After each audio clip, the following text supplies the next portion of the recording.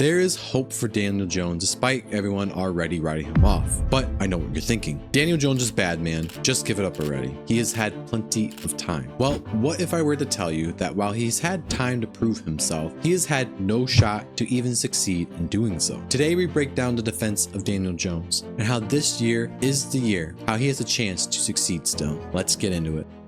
Taking a look at Pro Football Focus's offensive line rankings since Daniel Jones' rookie season, we see some surprising numbers. In 2019, Daniel Jones had the best offensive line he has had by large for his career. The Giants in 2019 were right in the middle out of all offensive lines, being ranked 16 out of 32 for the year. So this year, they had an average offensive line, which is good. Of course, you want to have the best offensive line you can, but if you have an average line, you will be alright unless you face like a monster of a defensive line unit, which is not too often. Now, if you look at the following years for the Giants offensive line graded out as a whole unit compared to the other NFL teams, it ranked consistently in the bottom 3 for 3 of the last 4 years of Daniel Jones' career. The exception is that 2022 year when Brian Daboll originally came in as head coach and implemented his scheme. And that left the Giants with having still not a great unit, being below average in grading by the season end. Unfortunately, this would not stay, as this past 2023 season, everything went into a downward spiral.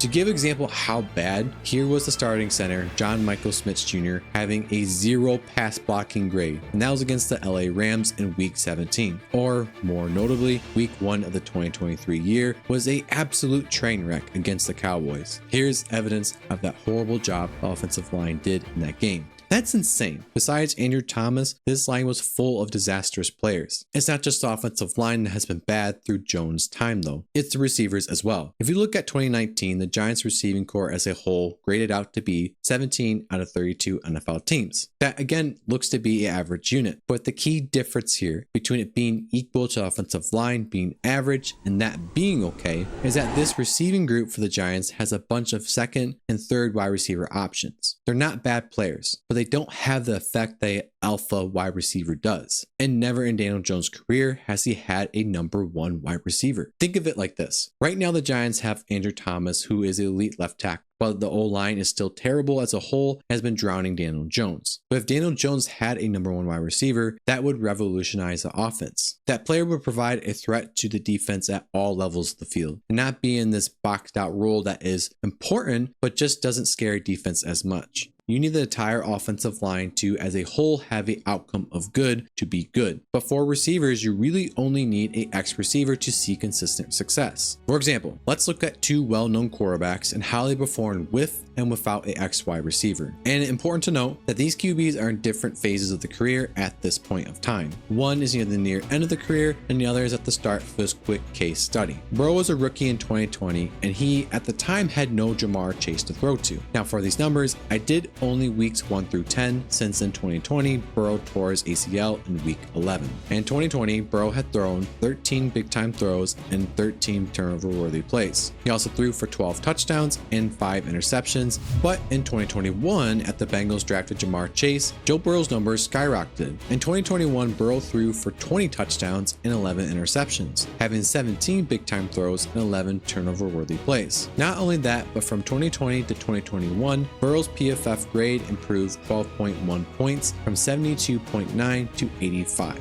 That's with having a true number 1 wide receiver. Think of how much better Daniel Jones would be if he had a true number 1 wide receiver, excluding now, which we'll get into later. It's not suggesting that he would become Mahomes or Brady, but maybe at a Jared Goff, Kirk Cousins level, which is still quite good. Another famous quarterback that we see this difference is Aaron Rodgers. Before the departure of Davante Adams in 2022, Rodgers threw for 4,340 yards, 37 touchdowns, and 4 interceptions. Along with that, he had 36 big-time throws and 13 turnover-worthy plays. He ended up with an 89.4 PFF grade. The following year in 2022, after Adams went to the Raiders, Rodgers only threw for 3,695 yards, 26 touchdowns, and 12 interceptions, with 33 big-time throws and 18 turnover-worthy plays, a noticeable decrease, along with a drop in PFF grade, which ended up being 77.5. So you see a significant difference between having a true number 1 wide receiver and having a bunch of good but not great wide receivers who are the only number 2 and number 3 options. Again, Daniel Jones has only had at best decent receivers to throw to, but not anywhere near a wide receiver 1 option. And we haven't even discussed Jones having pretty bad coaching for most of his career. He had Pat Shermer and Joe Judge for half his career. One having an up and down career, another is a absolute clown. For sake of time, we're only touching briefly on coaching because it truly is a deep rabbit hole to get into, but his offensive coordinators have been questionable as well, having roller coaster paths of success. I think something that is really important to point out is acknowledging how bad it still was when Daniel Jones was out. Both Tommy DeVito and Tyrod Taylor struggled with the poor supporting cast as well, having decent games against bad defenses and having poor performances when the scheme couldn't protect the offensive line and lack of receiving threat. But that has changed. This year, it's about to look different for Daniel Jones and the Giants. I'm not suggesting he's going to be Patrick Mahomes, but we will see a better, more gunslinger mindset from Daniel Jones, like we did his rookie year, but much improved. It starts with the most important and most improved with the receiving corps. The Giants didn't add any notable receivers in free agency, but in the 2024 draft, they picked Malik Neighbors, who is one of the best wide receiver prospects in the draft. Malik Neighbors is that true alpha number 1 wide receiver, which is what Daniel Jones has not had in all of his NFL career. Now, Neighbors as a prospect has a higher ceiling than Marvin Harrison Jr. because of his electric twitch off the line of scrimmage. These movement skills are rare even at the NFL level. This athleticism forces defenses to know where he is at all times. Neighbors is a pretty polished wide receiver as well, with his route running, and can be a threat again at all levels of the field, whether that's in the slot or set outside. So we're not talking about a guy with raw talent, but rather the complete package. Having Malik Neighbors be that number 1 guy will in return make the other receivers the Giants have much better, because now they're not being asked to try and fill in that role when they were never the right fit to begin with. Those receivers are Darius Slayton, a decent option, but not talented enough to fill in that X role, and Wan'Dale Robinson, who is alright. Something to think about with Daniel Jones finally having that elite wide receiver to throw to is that when he was drafted in 2019, a recognized strength of his was the ability to see deep ball opportunities. He isn't afraid to make those throws if it's there. The problem is, in his Giants career, there haven't been many opportunities for those deep passes. You may say, but they have deep threats. Trying not to be repetitive, but they haven't had a guy that can be a threat at all levels. You can have a guy that can go deep, but if he isn't good at the intermediate and short routes, then you know he's only going deep. While it was preseason, we have already seen Malik Neighbors and Daniel Jones together and seeing what they can do. And it was a rough but great game for Daniel Jones despite what everyone else is saying. We have seen him make so much more attempts downfield because of having Malik Neighbors. You may have seen the game already or heard of the interceptions, and that's fair, but it's going to take time for Jones to realize that it wasn't how it was before. Like, the coaching staff needs to get in his head that he has someone to throw to now. He's not going to get swallowed by the offensive line because it isn't a train wreck now. If you want to see a good breakdown of the Daniel Jones preseason game, check out the QB School. He does a great breakdown of it. And as you might expect, the receiving core wasn't the only thing that has improved. The offensive line has gotten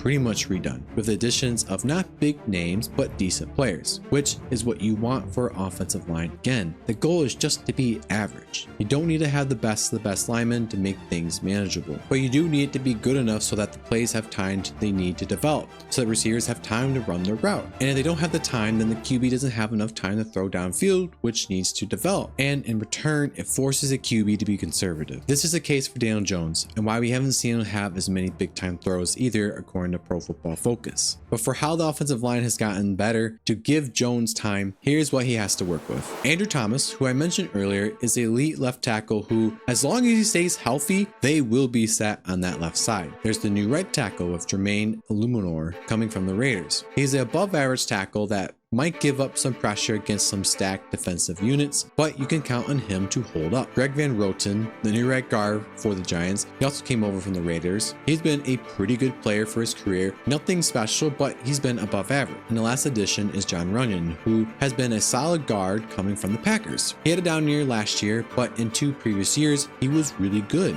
The only problem left in the line for Daniel Jones is John Michael Smith Jr., the center. He was a train wreck last year, okay? There's no sugar sugarcoating it, but it was his first year in the NFL as well. Most offensive linemen do take time to develop, but we'll just say that he is the sore spot for the sake of what will probably happen. His line looks so much better on paper. It's not made of a bunch of one-year breakout guys, but players who have a proven track record to be pretty good or better in their career. None of them are too old either, and they're not injury prone. This will be the best line Daniel Jones has ever had in his career. And if you remember from all the way back at the beginning of the video, Jones' offensive line has been one of the worst year in, year out since he came into the NFL. Like bottom unit, bottom ranked, bottom unit, bad. How can you perform under that? I'll say this, maybe he's broken. If anything, he's broken. I don't get how you can do anything when you have that bad of an offensive line. I don't think Daniel Jones is a top elite of elite QB. I think he can be a better, more volatile Kirk Cousins or Jared Goff. And funny enough, Daniel Jones reminds me a lot of Eli Manning, which some people will freak out because he's a Hall of Fame QB, but Eli wasn't a guy that was elite. He had elite moments. He had 2 legendary runs. There's no doubt about it. I'm not saying Daniel Jones is going to replicate that, but I'm saying in terms of like playing style, Eli's one of those guys who would throw plenty of interceptions, make bad decisions, but make enough big time throws to make up for it and still win games. And I really think that Daniel Jones is that guy, just much more mobile. And I'm not a huge Daniel Jones supporter, but I've also noticed so much hate